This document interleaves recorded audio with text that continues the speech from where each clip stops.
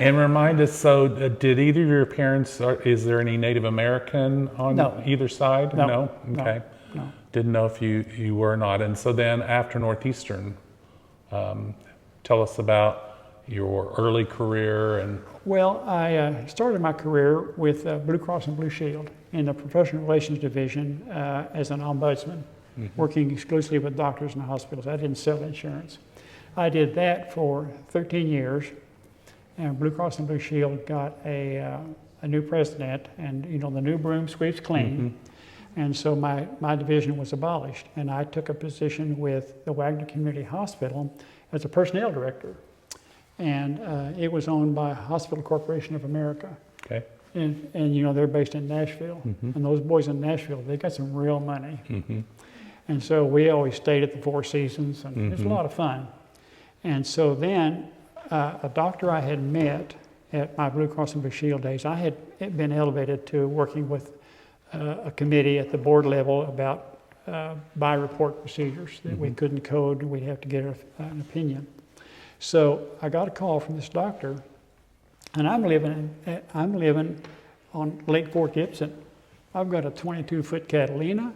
I've got a 4-wheel Blazer. I've got a blue heeler dog. I'm just thinking, this is great. HCA's got a ton of money, and I'm having a big time. So this doctor calls me, and he says, "What have you been doing?" I told him. And he said, "I want you to come interview to be the administrator of this clinic where I'm a partner."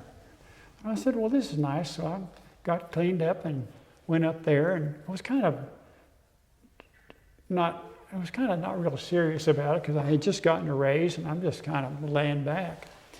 And so I meet with this group of doctors, orthopedists, all board certified, and I thought, well, this is different.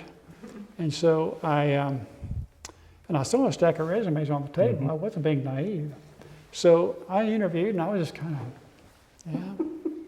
yeah. And so I said, "Thank you," and I left. Well, about 2 days, this doctor calls me, and he says, "I want you to come up and have supper with me at the Duck Club at Doubletree." The Warren Duck Club? Yeah, which was at that time was a pretty big deal. Very nice, yeah. So I meet with this doctor, and he starts talking to me. He says, "Well, you know, here's the salary, and here's the benefits," and we ate, and we got dessert, and I'm just sitting there, and these are the benefits, and blah, blah, blah, blah. And I thought, well, just, you know, I made the cut. You know, I'm down to, you know, there's down to 2 or 3 people. And he said, "Well, when can you start?" I said, What? I couldn't believe it. I said, "I'm going to be in the big town." So I went back, and the administrator of the hospital down there, and he said, "You know, I knew I couldn't keep you down here. I knew I couldn't keep you."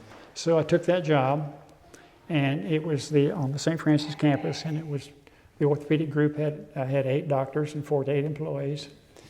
And unfortunately, one of the doctors had an affair with his nurse. And so... I knew all about this just through the news. Yeah. It's awful.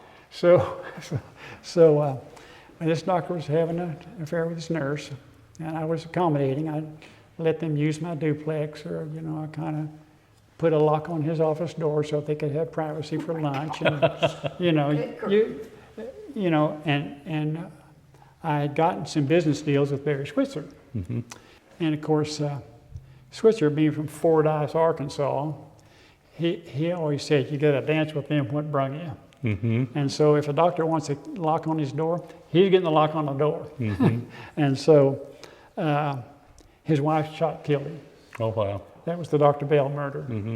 And if you've not been through a murder trial, you haven't lived. I can't imagine. It's a lot of fun. Yeah, I bet. And so, I had gone out to eat Friday night, and I'm in bed. And one of the partners called me. In fact, it was the doctor who had called me when I was in Wagner, Dr. Field. And he said, "Elliott, you got to come to the hospital. Barbara's killed David." Wow. What? So I get there to St. Francis, and he was still alive.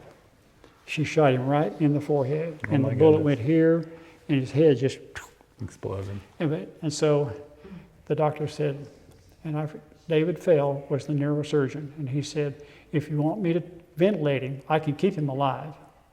And they said, no, we're not doing that.